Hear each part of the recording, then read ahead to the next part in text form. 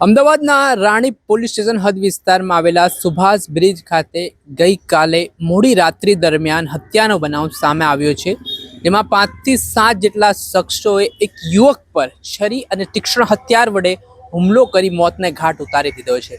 આ ઘટનાની જાણ રાણીપ પોલીસને થતાં પોલીસ હવે દોડતી થઈ છે। આ મામલે આરોપીઓ સામે હત્યા અંગેનો ગુનો દાખલ કરી પોલીસે કાયદેસરની કાર્યવાહી હાથ ધરી છે। ત્યારે શું સમગ્ર મામલો છે, કોણ આરોપીઓ છે, કેવી રીતે આખો વિવાદ થયો હતો, વિગતે વાત કરીએ। વૈષ્ણવજન તો તેને કહીએ જે પીડ પરાઈ જાનાને રે। દર્શક મિત્રો, નવજીવન ન્યૂઝમાં આપનું સ્વાગત છે। હું છું ફૈઝાન। વાત કરીએ તો અમદાવાદના રાણીપ ખાતે આવેલા પુનિત ટેનામેન્ટમાં રહેતા ફરિયાદી ભરતભાઈ સાલ્વીના ફઈના દીકરા અજય સાલ્વીનો થોડાક દિવસ પહેલા આરોપીઓ સાથે ઝઘડો થયો હતો। આમાં જે આરોપી છે સાગર પરમાર, તેના જે સાળો હતો તે દારૂ પીને આવીને પુનિત ટેનામેન્ટ ખાતે ફરિયાદીના ઘર પાસે ગાળાગાળી કરતો હતો અને આને લઈને વિવાદ થયો હતો, જેમાં અજય સાલ્વી નામના યુવકે સાગર પરમાર જે આરોપી છે તેના સાળા પર હુમલો કર્યો હતો, માર માર્યો હતો। આને લઈને વિવાદ ચાલી રહ્યો હતો, મનદુખ ચાલી રહ્યું હતું।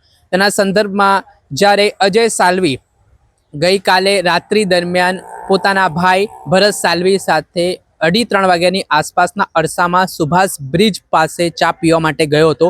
આ દરમિયાન પહેલાથી જ આરોપી વિશાલ ચૌહાણ, સાગર પરમાર, અંકિત પરમાર અને અન્ય 5 થી 7 જેટલા શખ્સોએ પ્લાનિંગ ઘડ્યો હતો।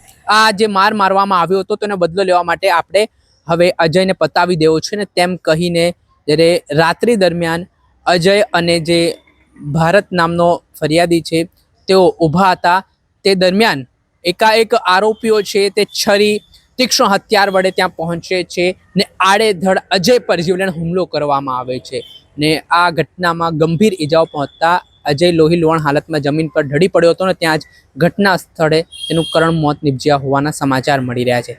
હાલ અજય સાલ્વીનો મૃતદેહ છે તે પોસ્ટમોર્ટમ અર્થે ખાનગી હોસ્પિટલમાં ખસેડવામાં આવ્યો છે ને આ મામલામાં પોલીસે વિશાલ ચૌહાણ, સાગર પરમાર, અંકિત પરમાર સહિતના આરોપીઓ સામે હત્યા અંગેનો ગુનો દાખલ કરીને કાયદેસરની કાર્યવાહી હાથ ધરી છે। પરંતુ જે સામાન્ય બાબતમાં થયેલો ઝઘડો એકાએક ઉગ્ર સ્વરૂપ ધારણ કર્યો અને જે હત્યામાં સમગ્ર ઘટનાક્રમ પરિણમ્યું છે, તે મામલાના સંદર્ભમાં હવે રાણીપ પોલીસે કાયદેસરની કાર્યવાહી હાથ ધરી છે। હ્યુમન ઇન્ટેલિજન્સ અને ટેકનિકલ એનાલિસિસના આધારે હવે જે હત્યારાઓ છે તે તમામને પકડવા માટે પોલીસે તપાસના ચક્ર ગતિમાન કર્યા છે। જોવાનું રહ્યું કેટલા સમયમાં આરોપીઓ પકડાય છે। આ હત્યાની ઘટનાથી જોડાયેલા પડેપણના અપડેટો આપના સુધી પહોંચાડતા રહીશું, નવી માહિતીઓ આપના સુધી લાવતા રહીશું। એટલે તમારે નવજીવન ન્યૂઝની ચેનલને લાઇક કરી દેવું છે, સબસ્ક્રાઇબ કરી દેવું છે, જેના કારણે તમને નવા અપડેટો